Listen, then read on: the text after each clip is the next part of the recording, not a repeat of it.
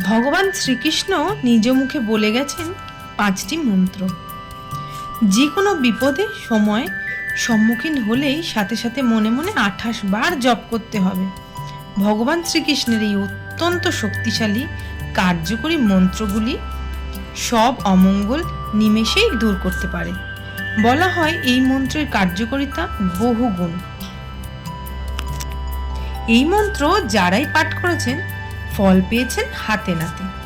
আপনি যদি এমনিতে প্রতিদিন পাঠ করেন শ্রীকৃষ্ণের এই মন্ত্র, জীবনে নেমে আসবে সুখ, সমৃদ্ধি এবং সফলতা। কথিত রয়েছে ভগবান শ্রীকৃষ্ণ স্বয়ং বলেছিলেন এই মন্ত্রগুলি। চলুন এই ভিডিওর মাধ্যমে আলোচনা করি সেই মন্ত্রগুলি কি এবং কিভাবে আপনারা জপ করবেন। নমস্কার, কৃষ্ণলীলা চ্যানেলে আপনাদের সবাইকে স্বাগত জানাই। আজকের ভিডিওর মাধ্যমে আমি আপনাদেরকে জানাবো শ্রীকৃষ্ণের বলে দেওয়া এই মন্ত্রগুলি কি এবং কিভাবে আপনারা এগুলি পাঠ করে উপকারিতা পাবেন। তো চলুন ভিডিওটা শুরু করি। জ্যোতিষ ও হিন্দু শাস্ত্রে মন্ত্রের বিশেষ গুরুত্ব রয়েছে। মন্ত্রের অর্থ একটি তন্ত্রের দ্বারা জীবনকে বেঁধে ফেলা। কথিত রয়েছে স্বয়ং ভগবান শ্রীকৃষ্ণ নিজে বলেছিলেন এই 5 শক্তিশালী মন্ত্র।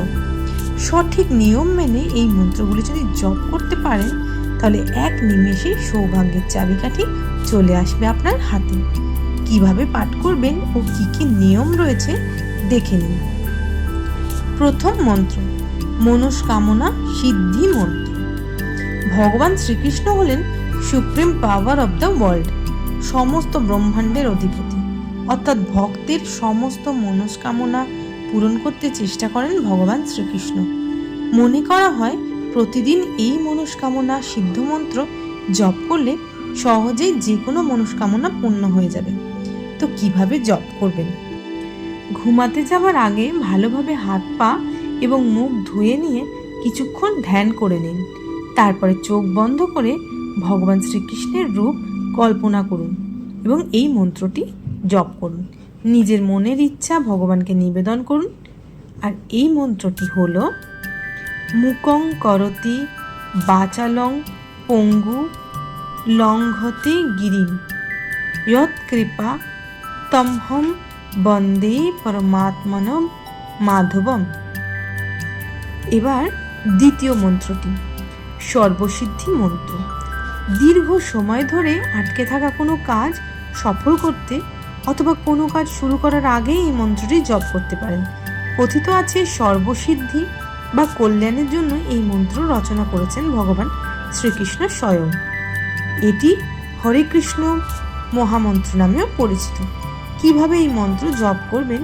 এই মন্ত্রটি জপের নিয়ম: প্রতিদিন কোনো একটি নির্দিষ্ট সময় টানা 108 বার এই মন্ত্রটি উচ্চারণ করতে হবে এবং ভগবান শ্রীকৃষ্ণের রূপ কল্পনা করে তাকে প্রণাম নিবেদন করতে হবে। হরে কৃষ্ণ কৃষ্ণ কৃষ্ণ হরে হরে, হরে রাম রাম রাম হরে হরে। তৃতীয় মন্ত্র, কৃষ্ণ প্রণাম মন্ত্র। ভগবান শ্রীকৃষ্ণকে প্রসন্ন করার জন্য অথবা তার পুজো করার জন্য এই মন্ত্রের বিশেষ তাৎপর্য রয়েছে। প্রতিদিন আরাধনা করার পর এই মন্ত্র জপ করতে পারলে বাধা বিপত্তি অথবা দুঃখ দুর্দশা খুব সহজেই কেটে যায়। সংসারে দেখা যায় সমৃদ্ধি। কিভাবে জপ করবেন? প্রতিদিন সকালে উঠে এই মন্ত্র 21 বার জপ করতে হবে। সম্ভব হলে ব্রহ্ম মুহূর্তে এই মন্ত্র জপ করার চেষ্টা করুন। এই বিশেষ মন্ত্রটি হলো হে কৃষ্ণ করুণা সিন্ধু দীনবন্ধু জগৎপতে গোপেশ গোপিকা কান্ত রাধাকান্ত নমস্তুতে। নমো ব্রহ্মণ্য দেবায় গো ব্রাহ্মণ্য হিতায় চ জগদ্ধিতায় শ্রীকৃষ্ণায় গোবিন্দায় বাসুদেবায় নমঃ নমঃ। চতুর্থ মন্ত্রটি হলো কষ্ট নিবারণ মন্ত্র। যে কোনো ধরনের আর্থিক কষ্ট দূর করতে এই মন্ত্রটি প্রতিদিন নিয়ম মেনে পাঠ করতে পারেন। প্রতিদিন ঘুম থেকে উঠে অথবা রাতে ঘুমাতে যাওয়ার আগে এই মন্ত্রটি জপ করার চেষ্টা করুন। 108 বার অন্ততপক্ষে এই মন্ত্র জপ করতে পারলেই পাবেন সুফল। এই বিশেষ মন্ত্রটি হলো ওম কৃষ্ণায় বাসুদেবায় হরহে পরমাত্মনে প্রণত ক্লেশনাশায় গোবিন্দায় নমো নমঃ। এরপরে হলো লাস্ট মন্ত্রটি। এটি খুবই গুরুত্বপূর্ণ আমাদের জীবনে। সন্তান লাভের মন্ত্র। যদি দীর্ঘ সময় ধরে অপেক্ষা করেও সন্তান সুখ লাভ করতে না পারেন, অথবা কোনো কারণে বাবা মায়ের সঙ্গে সন্তানের মনোমালিন্য হলে, তাহলে এই বিশেষ মন্ত্রটি পাঠ করুন। এতে ভগবান শ্রীকৃষ্ণের আশীর্বাদে সমস্ত বাধা বিপত্তি থেকে আপনি মুক্তি পেতে পারেন। কিভাবে পাঠ করবেন?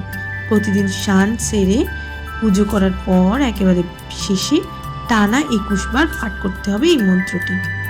এই বিশেষ মন্ত্রটি হলো ওম দেবকী সুত গোবিন্দ বাসুদেব জগৎপতি দেহি মে তনয়ং কৃষ্ণ তম অহং শরণম গত।